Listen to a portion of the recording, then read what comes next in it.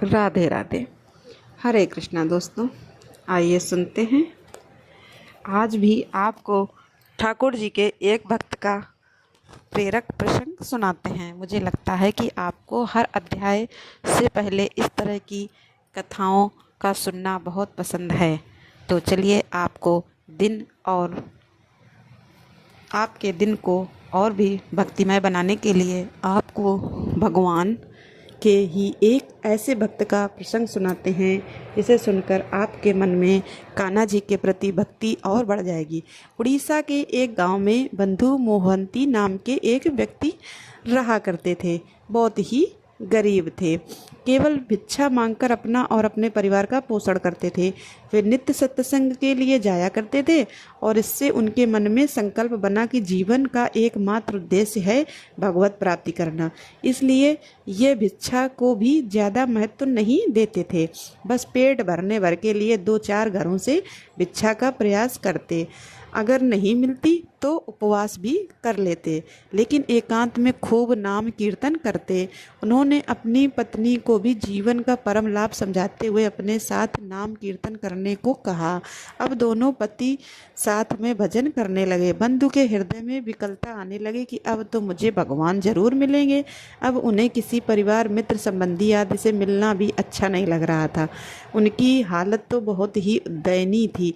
उनके पास धन तो बिल्कुल नहीं था और भिक्षा से अन्न भी कभी कभी ही मिलता था। उनके पास पहनने को फटे पुराने और गांठ बंधे हुए कपड़े ही थे। एक समय ऐसा आया कि जब कई दिनों तक भोजन नहीं मिला तो उन्होंने अपनी पत्नी से कहा कि अगर तुम साथ दो तो हम मेरे एक मित्र के पास जा सकते हैं। मेरा मित्र बहुत धनी और कृपालु है, मुझसे बहुत प्रेम करता है। 5 दिन तक पैदल का सफ़र है और उसके बाद हमें कभी भूखा नहीं रहना पड़ेगा। अब उनकी जो पत्नी थी वह तो बहुत पतिव्रता थी और बंधु मोहिती थी। बात समझते हुए वह साथ चलने को तैयार हो गई। कई दिनों से भूखे होने के कारण शरीर में ताकत तो थी नहीं। अब 5 दिनों तक लगातार पैदल चलना असंभव सा था। बंधु मोहंती अपने 2 बच्चों और पत्नी के साथ उस गांव से निकल पड़ी। रास्ते में जब भी बच्चे या पत्नी भूख के कारण नहीं चल पाते तो बंधु कोमल कोमल पत्ते चुनकर लाते और उनको खिलाते। उन्हें कई बार केवल पानी पीकर ही संतोष करना पड़ता, लेकिन वह लगातार आगे बढ़ते रहे। अंदर से प्रभु मिलन की चाह इतनी तीव्र थी, इतनी तेज थी कि बंधु मोहंती को भूख की भी परवाह नहीं थी। वह तो बिना कुछ खाए पिए आगे चल ही रहे थे, लेकिन अपने बच्चों और अपनी पत्नी को भूख से तड़पता देखकर वह अंदर ही अंदर भगवान से रोते हुए प्रार्थना करने लगती कि हे प्रभु, मैं तो भूखा रह सकता हूँ, मैं भूख सहन कर सकता हूँ, पर मेरे बच्चे कैसे इतना कष्ट झेल पाएंगे। ऐसा ना हो कि आप तक हम पहुंच ही ना पाएं। इसलिए मुझे आप इतनी सामर्थ्य जरूर देना कि मैं शीघ्र आप तक पहुंच जाऊं। अब भूख प्यास सहन करते हुए बंधु मोहंती का परिवार लड़खड़ाते हुए किसी तरह 5 दिनों में जगन्नाथपुरी पहुंच गया। वहां पर जगन्नाथ मंदिर के दूर से दर्शन करते ही बंधु मोहंती साष्टांग लेट कर भूमि पर लौटने लगे और अपनी पत्नी से कहने लगे, मेरे कृपालु प्रभु के दर्शन हो गए। यही तो मेरे मित्र हैं। मैं कह रहा था ना मेरे मित्र के बारे में, यह वही तो हैं। मेरे प्रियतम मेरे दीनबंधु स्वामी हैं और इनकी सामर्थ्य से हम यहाँ तक पहुँच पाए हैं। अब चाहे प्राण भी छूट जाए कोई परवाह नहीं। उनकी पत्नी के हृदय में उतना अनुराग तो नहीं था, पर उन्हें इस बात का सुख था कि अब यहाँ भरपेट भोजन मिलेगा और भक्तों का संग भी मिलेगा। आनंद में चलते हुए बंधु और उनका पूरा परिवार सिंह द्वार के सामने पहुंचे। पत्नी और बच्चे भूख से व्याकुल थे, पर वह फटे कपड़ों की हालत में एक कोने में खड़े रहे। कोई उन्हें पूछ नहीं रहा था। सिंह द्वार पर बहुत भारी भीड़ थी। कुछ ही देर के बाद मंदिर के कपाट बंद हो गए। अब तक मोहंती जी और उनके परिवार को खाने पीने को कुछ भी नहीं मिला था। अपनी पत्नी की आंखों में उठ रहे प्रश्नों को बंधु मोहंती ने पढ़ लिया तो वे अपनी पत्नी से कहने लगे कि मेरे मित्र से मिलने बहुत सारे लोग आए हैं ना, इसलिए धैर्य रखो, अभी हम पीछे की तरह चलते हैं। वह सब मंदिर की दक्षिण की ओर, जहाँ जगन्नाथ जी के प्रसाद का धोवन यानी प्रसाद पाने वाले जो पत्तों को बर्तनों को धोने के बाद निकला हुआ जल होता है, वहाँ पर बैठ गए। बंधु ने सबसे कहा कि इस पानी में प्रभु के पात्र धोए जाते हैं, अब हम सभी इसे ही पी लेते हैं और कीर्तन करेंगे हम लोग। बहुत भाग्यशाली हैं कि हमें प्रभु का प्रसादी जल पीने को मिल रहा है। कल सुबह जब मंदिर खुलेगा तो मेरे मित्र से हमें कुछ न कुछ प्रसाद तो जरूर मिलेगा। ऐसा कहकर पूरे परिवार ने एक एक करके वह प्रसादी जल पीकर ही उस दिन अपना पेट भरा। अब पत्नी सोच रही थी कि इनके मित्र का तो पता नहीं, पर मैं जरूर धन्य हूँ जो ऐसा अनुरागी और धैर्यवान पति मुझे मिला। तो वह बंधु जी से कहती हैं कि आप जैसे राजी हैं हम भी वैसे ही आपके साथ ही रहेंगे। हमें कोई कष्ट नहीं है, हमें कोई भूख प्यास नहीं है। बंधु पूरा समय वहीं जल निकाल निकाल कर सबको पिलाते रहे और फिर बोले, अच्छा अब तुम लोग सो जाओ, सुबह मंदिर के कपाट खुलेंगे ना तो हमें सबको प्रसादी मिलेगी। बंधु प्रभु की प्रसन्नता के लिए वहीं बैठकर रात भर नाम जप कीर्तन करने लगे और मन ही मन भगवान को धन्यवाद करने लगे। भाव में प्रभु से कहने लगे, नाथ आपने मुझे अपने धाम तो बुला लिया, अब मेरे मन में कोई कामना नहीं है, पर आप बस कुछ ऐसी कृपा कर दो कि मेरी पत्नी को विश्वास हो जाए कि आप ही मेरे मित्र हो। मुझे चाहे जितना कष्ट चाहो दे दो, पर मेरी पत्नी मेरे कहने पर इतना कष्ट सहन करते हुए यहाँ तक आई है और मेरी ही आज्ञा से भजन कर रही है, कहीं इसका विश्वास न टूट जाए। प्रभु जगन्नाथ जी के मंदिर में भंडार गृह होता है, जहाँ पर कई कई दिनों का प्रसाद रहता है। उस भंडार गृह में रात में ताला लगा दिया जाता है। भगवान वहीं से एक थाल में सुंदर भोजन सजाकर मंदिर के बाहर ले आए और फिर वो एक ब्राह्मण के वेश में खड़े होकर आवाज़ लगाने लगे, बंधु मोहंती नाम का कोई भक्त आया है क्या? देखो भगवान ने तुम्हारे लिए प्रसाद भेजा है। अब रात में बंधु और उनका परिवार वहीं पर सो रहे थे। अपना नाम सुनते ही बंधु झटपट उठ बैठे और अपनी पत्नी से कहने लगे, देखो सुनो, कोई पुकार रहा है क्या? बंधु उठे और घबराते हुए उस तरफ गए जहाँ से आवाज़ आ रही थी। वहाँ जाकर देखा तो एक ब्राह्मण हाथ में विशाल उसने जड़े थाल में लेकर बहुत सारा प्रसाद लिए खड़ा हुआ था। ब्राह्मण ने मुस्कुराते हुए कहा, प्रभु ने अंदर तुम्हारे लिए भोग की थाली भेजी है, इसे ले लो और प्रसाद खाकर थाल अपने पास ही रख लेना, मैं कल सुबह उसे वापस ले लूँगा। अब तो बंधु का हृदय विकल होने लगा और कांपते हाथों से उन्होंने थाल अपने हाथ में ले लिया। फिर वह अपनी पत्नी से कहने लगे कि देखो, मैं कह रहा था ना कि मेरे मित्र मुझसे बहुत प्यार करते हैं। अब सब सारी भीड़ चली गई तो उन्हें फुर्सत मिली और फुर्सत मिलते ही उन्होंने हमारे लिए प्रसाद भेज दिया है ना। ऐसा कहते कहते वह एकदम आनंदित होने लगे। आज कई दिनों के बाद उनके परिवार ने भर पेट भोजन किया। उस प्रसाद से उन्होंने अपना पेट भरा। प्रसाद पाकर बंधु ने विचार किया कि इस थाल को अभी कहीं पहुंचा नहीं सकता, तो उन्होंने अपने फटे कपड़ों में ही उसे लपेट कर अपने सिराने रख लिया। उधर अगले दिन सुबह हुई और सुबह जब भंडार गृह खोला गया तो सबने देखा कि सारी सामग्री अस्त व्यस्त थी। भोग का थाल कहीं गायब था और प्रसाद भी बिखरा हुआ था। इतना बहुमूल्य थाल गायब होने पर सब हैरान थे। अब कुछ लोग थाल ढूंढने बाहर निकले। बाहर नाले के समीप जाकर उन्होंने देखा कि रत्नों वाला थाल तो एक फटे कपड़े में बंधा हुआ चमक रहा था। खूब हल्ला मच गया और सारे सेवक बंधु मोहंती को मारने पीटने लगे। सब कहने लगे, यही चोर है, इसी ने थाल चुराया है। बंधु की पत्नी रो रो कर कहने लगी कि कैसे मित्र हैं तुम्हारे, रात में तो प्रसाद खिलाते हैं और सुबह पिटवाते हैं। तुम तो कहते थे बड़े दयालु हैं, यह होती है कृपा। उधर बंधु को जैसे ही थप्पड़ पड़ता वह जय जगन्नाथ कहते हुए नाम जप करते। प्रभु अपने भक्ति की स्थिति और धैर्य की ऐसे ही परीक्षा लेते हैं। कभी ऐसा संयोग बने तो हमें भी चुपचाप सह लेना चाहिए और उसे भगवान की इच्छा मानकर आनंदित होना चाहिए। बंधु मोहंती आनंद में मग्न होते हुए नाम जप करते रहे। कोतवाल ने उनसे पूछा कि बताओ तुम्हें थाल कैसे मिली? तो बंधु ने बताया कि मुझे तो पता भी नहीं कि थाल कहाँ होती है, कहाँ प्रसाद होता है। बस मुझे तो रात में एक ब्राह्मण ने पुकार कर इस थाल में प्रसाद दिया। पुजारी ब्राह्मणों की पहचान कराए जाने पर तब बंधु ने बताया कि इनमें से कोई नहीं था। पुजारी जी ने कहा, पर सारे ब्राह्मणों को एक पंक्ति में खड़ा करने के लिए कहा तो सारे ब्राह्मण खड़े हो गए। बारी बारी से पूछा, बताओ क्या इन ब्राह्मणों ने तुम्हें थाल दिया था? लेकिन मोहंती जी ने कहा, नहीं, इनमें से तो कोई भी नहीं था। कोई मानने को तैयार ही नहीं था और सब कहते रहे कि झूठ बोल रहा है। अधिकारी कहने लगे कि अगर ये अंदर घुसा होता तो बाहर से प्रधान द्वार का भी ताला टूटा हुआ होता। यह थाल और प्रसाद लेने वाला अंदर कैसे जा सकता है, क्योंकि ताला भी अपने आप लगा हुआ है, कहीं कुछ भी टूटा फूटा नहीं है। उधर भीड़ बंधु को नीचे दृष्टि से देखने लगी। सब कहने लगे, देखो ये गरीब कैसे जगन्नाथ जी के मंदिर में भी चोरी करने से नहीं रुका। ये सारा दृश्य उपस्थिति होने पर भीड़ को इस तरह से बात करते देखने पर बंधु मन में हंसने लगे और प्रभु की लीला देखकर मन ही मन प्रसन्न होते रहे। उन्हें किसी बात का कोई दुख, कोई कष्ट हो ही नहीं रहा था। वह मन ही मन मुस्कुराते रहे, प्रसन्न होते रहे कि प्रभु तो यह हैं आपकी लीला। और वह अपनी पत्नी की दशा देखकर अब प्रार्थना करने लगे कि प्रभु मुझे तो आपकी हर चाल पता है, मैं तो जानता हूँ आप कब क्या करते हैं, लेकिन आपकी कृपा पर मेरी पत्नी को अविश्वास मत होने देना।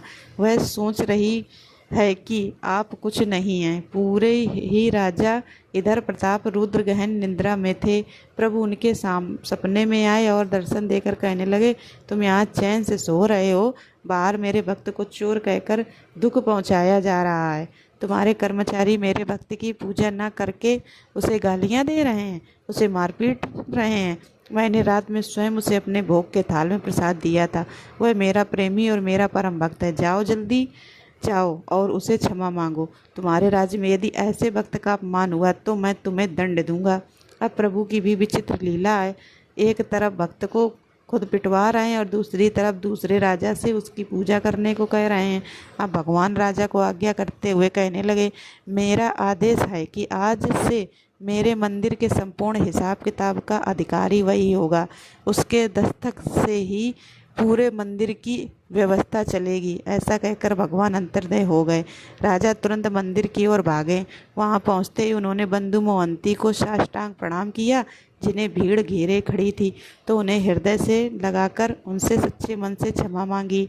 और सबके सामने ही देखते देखते राजा ने घोषणा कर दी कि जगन्नाथ जी का सीधा आदेश है, आज से मंदिर का पूर्ण अधिकारी यही होगा। इसी मंदिर की सारी व्यवस्थाएं चलेंगी। बंधु वहीं अपने फटे पुराने कपड़ों में हाथ जोड़कर दैन्य भाव से खड़े रहे। राजा ने उनसे कहा कि प्रभु ने जो आदेश दिया है कृपया आप उसे स्वीकार करें। आज भी जगन्नाथपुरी में बंधु मोहंती जी के वंशज मंदिर की सेवा करते आ रहे हैं। सारा हिसाब किताब उन्हीं बंधु मोहंती जी के वंशज संभालते हैं। और इस कथा से हमें पता चलता है कि प्रभु को प्रसन्न करने के लिए ये बिल्कुल ज़रूरी नहीं कि आप कैसे हो, आप धनी हो या उत्तम कुल के हो। प्रभु के लिए प्यार और अपनापन यदि हो तो वह रीझ जाते हैं। फिर आप चाहे किसी भी दशा में क्यों ना हो, किसी भी कुल में क्यों ना हो, जन्मे हो, प्रभु आप पर अपनापन लुटाने के लिए आपके पास जरूर आते हैं, अपनी कृपा जरूर करते हैं। सभी मिलकर प्रेम से बोले, श्री जगन्नाथ भगवान की जय, बंधु मोहंती जी की जय। अब सुनिए सीता नित्यनेम की कहानी। यह कहानी सीता माता कहती थी और भगवान श्री राम इसे सुना करते थे। एक दिन भगवान को किसी काम से बाहर जाना पड़ गया तो सीता माता कहने लगी, प्रभु मेरा तो 12 वर्ष का नित्य नेम है और सब आप बाहर जाएंगे तो मैं अपनी कहानी किसे सुनाऊंगी। तब भगवान राम जी ने कहा कि तुम कुएं की पाल पर जाकर बैठ जाना और वहाँ जो औरतें पानी भरने आएंगी उन्हें अपनी कहानी सुना देना। सीता माता भगवान के कहे अनुसार कुएं की पाल पर जाकर बैठ गईं। तभी एक स्त्री आई, उसने रेशम जरी की साड़ी पहन रखी थी और सोने का घड़ा ले रखा था। सीता माता ने उसे देखा तो कहने लगी कि बहन मेरा 12 वर्ष का नित्य नेम सुन लो। तब वह स्त्री बोली, मैं तुम्हारा नित्य नेम सुनूंगी तो मुझे तो घर जाने में देर हो जाएगी, फिर मेरी सास मुझसे लड़ेगी। उसने कहानी नहीं सुनी और चली गई। घर जाते ही उसकी रेशम जरी की साड़ी फट गई, सोने का घड़ा मिट्टी के घड़े में बदल गया। यह सब देखकर सासू माँ ने पूछा, अरे बहू ये किसका दोष अपने सिर पर लगा कर आई हो।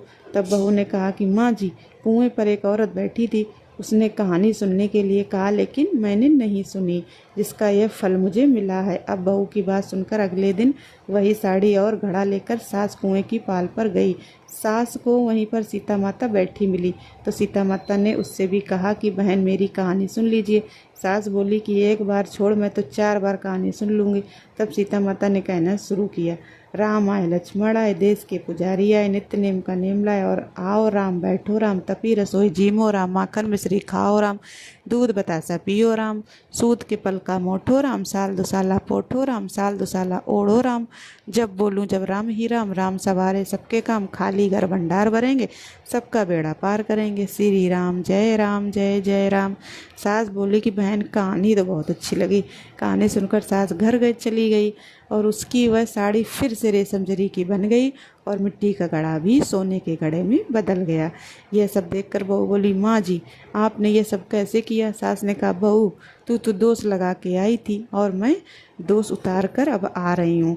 बहू ने हैरान होकर फिर पूछा कि तो माँ जी वो कुएं वाली स्त्री कौन है? सास बोली, वे तो साक्षात सीता माता थी। वे पुराने से नया कर देती हैं, खाली घर में भंडार भर देती हैं, वह लक्ष्मी जी का वास घर में कर देती हैं, व्यक्ति की जो भी इच्छा हो उसे पूरा कर देती हैं।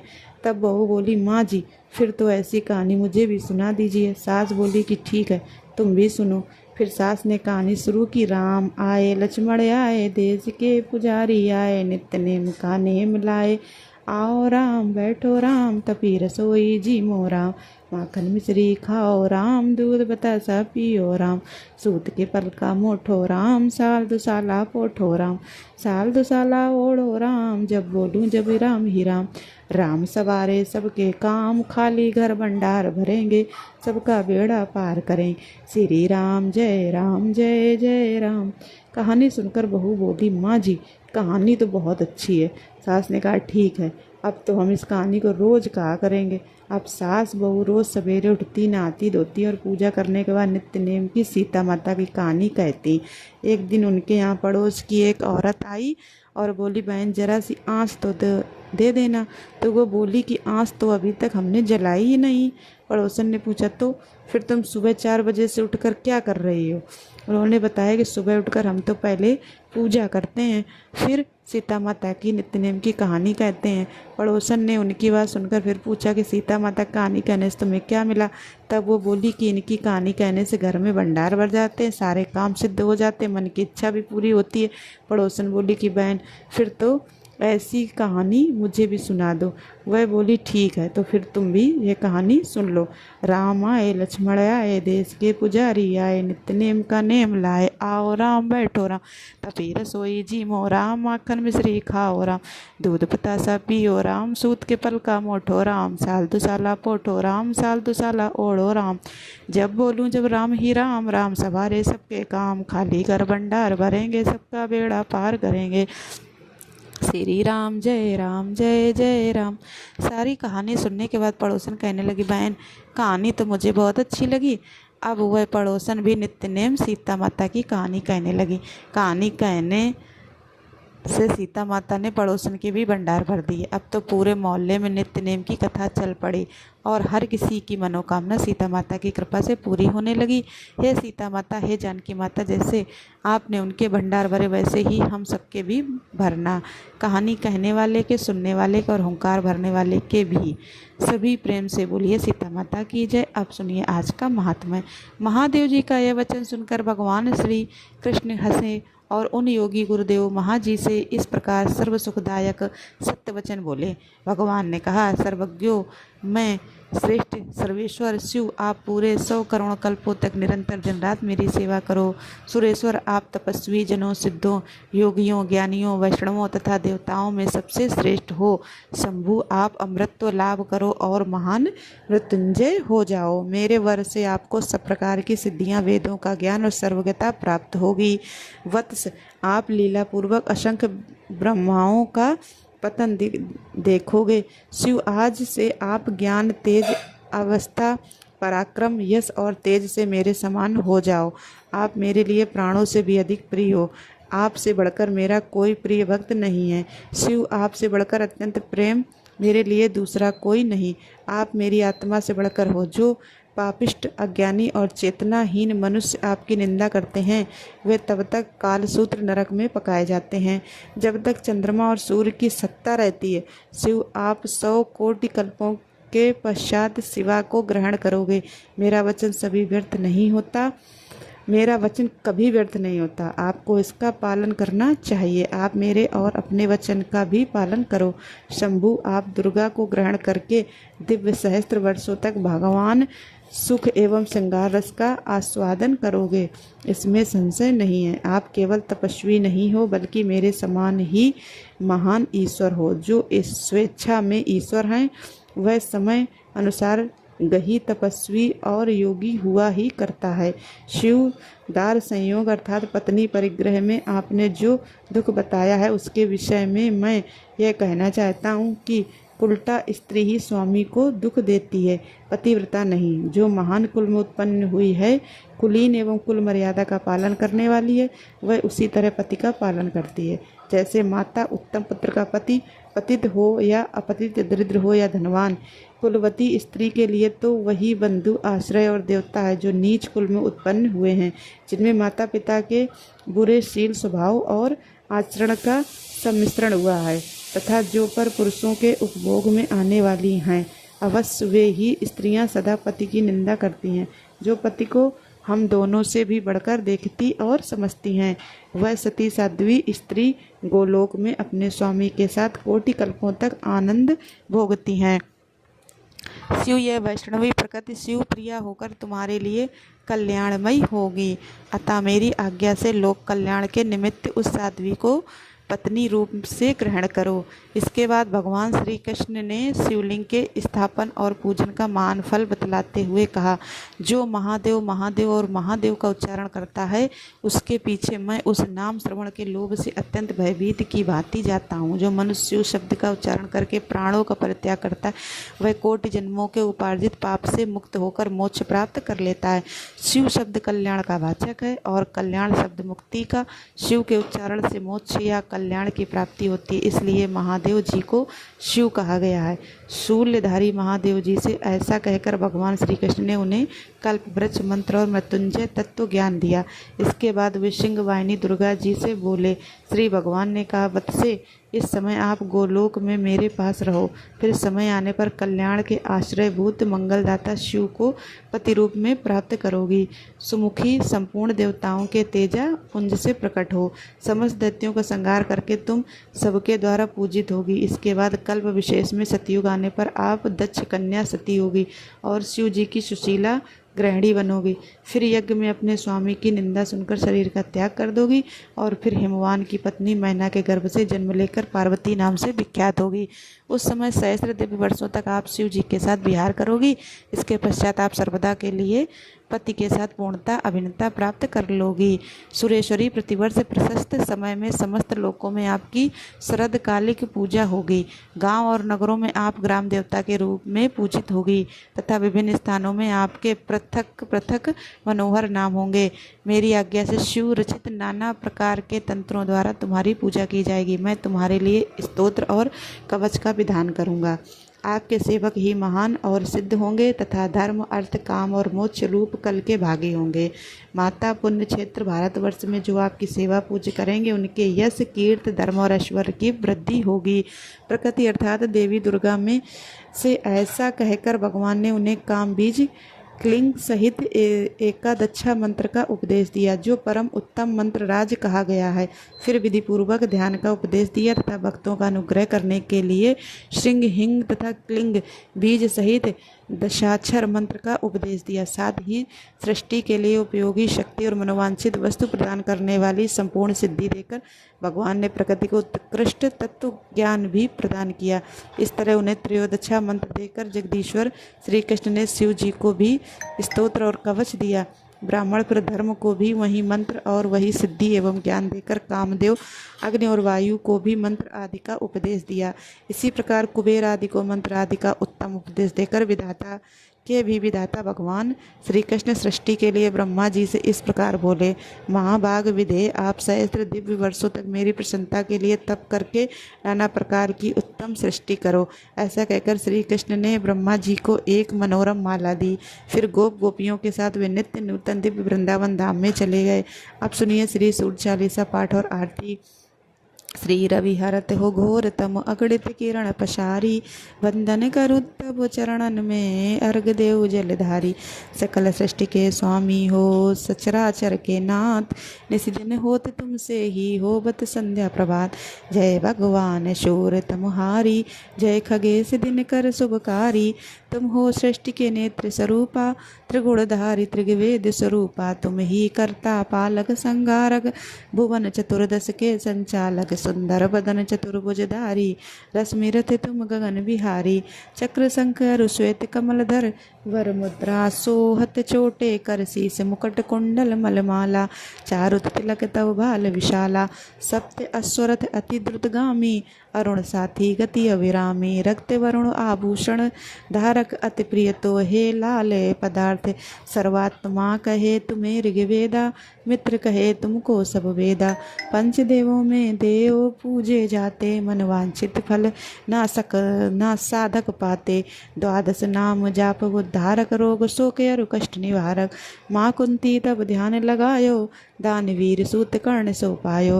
राजा युधिष्ठिर तब जस गायो, अक्षय पात्र वो वन में पायो। शस्त्र त्याग अर्जुन अकुरायो, बने आदित्य हृदय से पायो। विंध्याचल तब मार्ग में आयो, हा करत मेरे से छायो। मुनि अगस्त गिरि घर्म मिटायो, निज तप बल से विंदे नवायो। मुनि अगस्त तब महिमा गाये, सुमिर भय विजय रघुराई। तो हे विरोक मधुर फल जाना, मुख में लीन नहीं तो हनुमाना। तब नंदन शनिदेव कहावे, पवन के सूत सन तीर मिटावे। यज्ञ व्रत स्तुति तुम्हारी की, भेंट शुक्ल यजुर्वेद की। दीन सूरमुखी खरतर तव रूपा, कृष्ण सुदर्शन भानु स्वरूपा। नमन तोहे ओंकार स्वरूपा, नमन आत्मा अरुल स्वरूपा। दिग दिंगद तब तेज प्रकाशे, उज्ज्वल रूप तुम्ही आकाशे। दस दिगपाल करत तब सुमिरन, अंजल नित्य करत हैं अर्पण। त्रिविध ताप हरता तुम भगवन, ज्ञान ज्योति करता तुम भगवन। सफल बनावे तब आराधना, गायत्री जब जब सरल है साधना।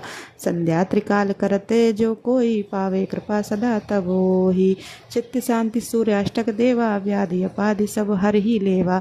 अष्टदल कमल यंत्र शुभकारी, पूजा उपासन तब शुभ सुखकारी। माघ मास शुद्ध सप्तमी पावन, आरंभ हो तब शुभ शुभ व्रत पालन। भानु सप्तमी मंगलकारी, भक्त दायिनी दोषणहारी। रविवासर जो तुमको ध्यावे, पुत्रादिक सुख वैभव पावे। पाप रूपी पर्वत के विनाशी, वज्र रूप तुम हो अविनाशी। राहुआन तब ग्रास बनावे, ग्रहण सूरता को लग जावे। धर्मदान तब करते हैं साधक, मिटत राहु तब पीड़ा बाधक। सूर्य देव तब कृपा कीजिए, दीर्घ आयु बल बुद्धि दीजिए। सूर्य उपासना कर नित्य ध्यावे, कुष्ठ रोग से मुक्ति पावे। दक्षिण दिशा तोरी गति जावे, दक्षिणायन वही कहलावे। उत्तर मार्गी तुरत होवे, उत्तरायण तब वो कहलावे। मन और वचन धर्म कर्म को पावन, संयम करता भलित आराधन। भरत दास चिंतन करत घरत दिन कर तब ध्यान। रखियो कृपा इस भक्त पे तुम्हारी शूर भगवान। ओम जय शूर भगवान, जय हो दिन कर भगवान। जगत के नेत्र स्वरूपा, तुम हो त्रिगुण स्वरूपा। धरत सब ही तब ध्यान, ओम जय शूर भगवान। सारथी अरुण है प्रभु तुम श्वेत कमलधारी। तुम चार भुजाधारी, अस्सु हैं सात तुम्हारे, कोटि किरण पसारे। तुम हो देव महान महान, ओम जय शूर भगवान। उषा काल में जब तुम उदया चले आते, सब तब दर्शन पाते। फैलाते उजियारा, जागता तब जग सारा। करे सब तब गुणगान, ओम जय शूर भगवान। संध्या में भुवनेश्वर ईश्वर अस्ता चले जाते। गोधन तब घर आते, गोधुली बेला में हर घर हर आंगन में हो तब महिमा गान, ओम जय शूर भगवान। देव धनुज नर नारी, ऋषि मुनिवर भजते आदित्य हृदय जपते। स्तोत्र ये मंगलकारी, इसकी है रचना न्यारी। दे नव जीवन दान, ओम जय शूर भगवान। तुम हो त्रिकाल रचयिता, तुम जग के आधार। महिमा तब परम्पार, प्राणों का सिंचन करके भक्तों को अपने देते बल बुद्धि और ज्ञान, ओम जय शूर भगवान। भूचर जलचर खेचर सबके हो प्राण, तुम ही सब जीवों के प्राण। तुम ही वेद पुराण बखाने, धर्म सभी तुम्हें माने, तुम ही सर्वशक्तिमान। ओम जय सूर्य भगवान। पूजन करती दिशाएं पूजे दस दिक्पाल, तुम भवनों के प्रतिपाल, ऋतुएं तुम्हारी दासी, तुम शाश्वत अविनाशी, शुभकारी अंशुमान। ओम जय सूर्य भगवान। ओम जय सूर्य भगवान। जय हो दिनकर भगवान, जगत के नेत्र स्वरूपा, तुम हो त्रिगुण स्वरूपा, धरत सब ही तब ध्यान। ओम जय सूर्य भगवान। ओम जय सूर्य भगवान। बोलो सूर्य भगवान की जय। दोस्तों वीडियो को लाइक और चैनल को सब्सक्राइब अवश्य करिएगा। धन्यवाद दोस्तों।